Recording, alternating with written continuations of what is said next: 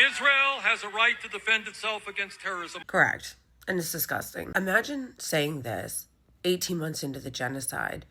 Imagine actually fucking saying this for serious 18 months into the genocide. You know, if you look at polling, the Israeli regime continues to lose support from Democratic voters, even from basically from every demographic in the US except for Republican boomers.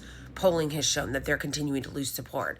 And instead of Bernie or the progressives in the party trying to encourage that and get that number higher, he's repeating bullshit Hasbara talking points to try to keep people within the pro-Israel coalition. You know, as Chuck Schumer said, my job is to keep the left pro-Israel.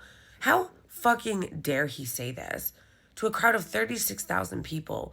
36,000 people that he's influencing right now. I saw a post today from Hossam Shabbat, who was the journalist that all of us got to know and love in Gaza, who was recently assassinated by the Israeli regime.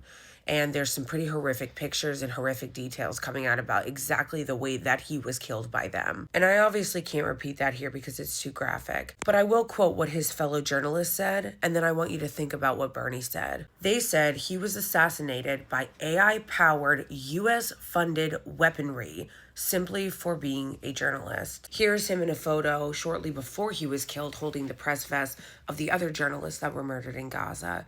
And he was murdered wearing his press vest as well, doing his job. So I want you to think about that.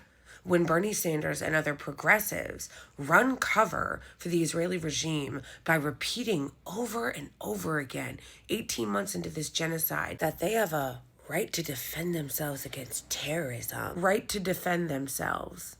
Right to defend themselves. Right to defend themselves against terrorism.